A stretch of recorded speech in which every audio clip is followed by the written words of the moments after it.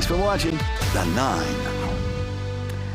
Welcome back, everybody. So the last 18 months have been interesting for many, and for many people during pandemic, you've taken maybe a look inside, introspectively, looking into the psyche, looking for therapeutic ways to cope with everything that's going on. According to Johns Hopkins University, the use of psychedelic drugs rose to an all-time high in 2020. Just like in the show we're showing you now, clips from 9 Perfect Strangers, that's on Hulu right now, and many people are turning to alternative ways to treat PTSD, depression, anxiety, and overall trauma.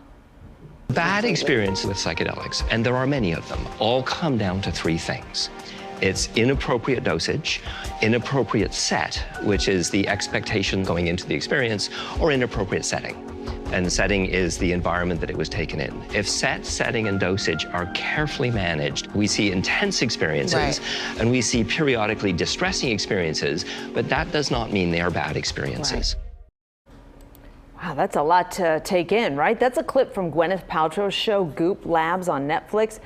As you can see, so from mainstream media to world-renowned researchers, there has been a lot of interest in magic mushrooms and their psychedelic friends. So psilocybin has recently been decriminalized in the city of Ann Arbor. This weekend, scientists, mushroom enthusiasts are gathering for Entheofest. To learn more and to discuss this is festival organizer Julie Barron from the Michigan Psychedelic Society, who is also a board-certified therapist and graduate from the University of Michigan.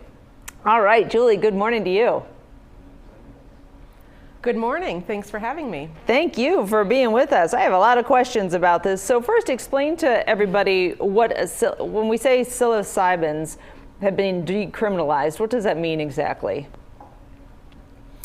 Yeah, so that means that they're the lowest law enforcement priority. The Ann Arbor police have agreed that they're not concerned about these substances. Psilocybin, ayahuasca, mescaline-containing cacti, iboga. And I guess I should have asked the question a little better. What is psilocybin? Is that the magic mushrooms as they used to be called, or is that a classification of a certain type of plant?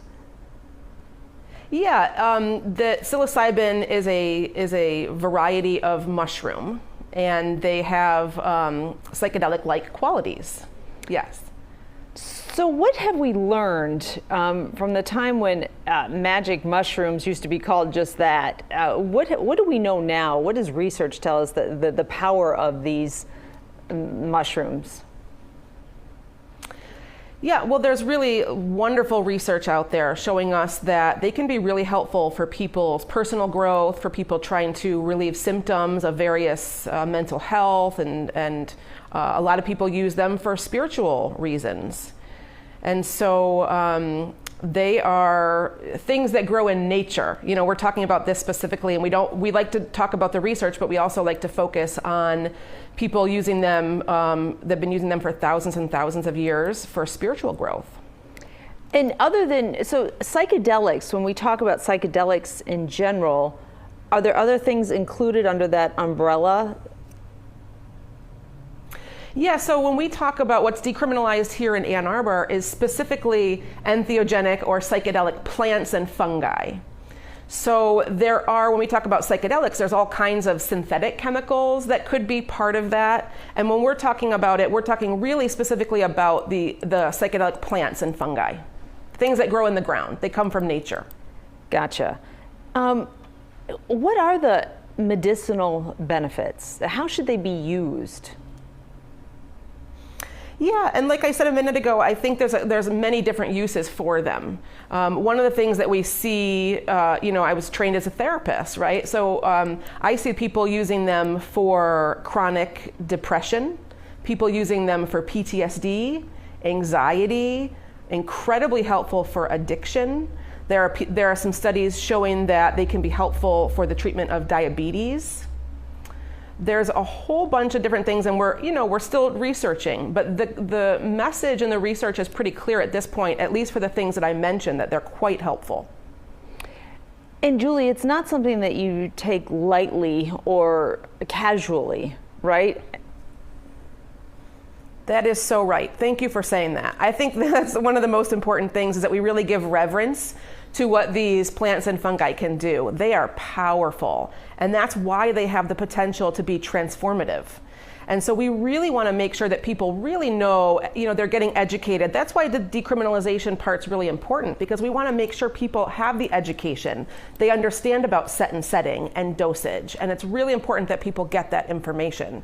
We want people to do it but when they want to and feel called to do it, but that they do it safely. Let's talk about Entheofest, and that's happening this weekend, right? Correct. It's Sunday from 11:11 to 2:22 on the Diag here in Ann Arbor. And what will happen at this? Do you learn more about it, experiment with it? Well, we're asking people, not to come to this event to consume psychedelics. This is not the proper set and setting, to be honest with you. This is a celebration of our 1-year anniversary of decriminalizing entheogenic plants and fungi in Ann Arbor. We've also, Ann Arbor City Council declared September Entheogenic Plant and Fungi Awareness Month. So this is a celebration. And we will have political people from throughout the state. We have music. We have people who are in the forefront of the decriminalized nature movement. You may not know, I'm curious if you've heard about Senate Bill 631, because it has been introduced to the Senate and it could decriminalize entheogenic plants and fungi statewide. So along with our celebration, we're also looking to activate people to reach out to their senators and tell them that they want to see our Senate Bill 631 passed. Gotcha. Boy, yeah, it's really interesting what we're learning about the power of plants and some alternatives maybe for people seeking relief or treatment from different things. Julie, thank you so much. Entheofest happening. I'm learning all kinds of new words from you this morning. Thank you. Entheofest happening this weekend on Sunday. By the way, our cue, Anquinette Jameson will be the MC. And we should tell you, as Julie just reminded us, that psychedelics are still illegal in the state at this point, under state and federal law.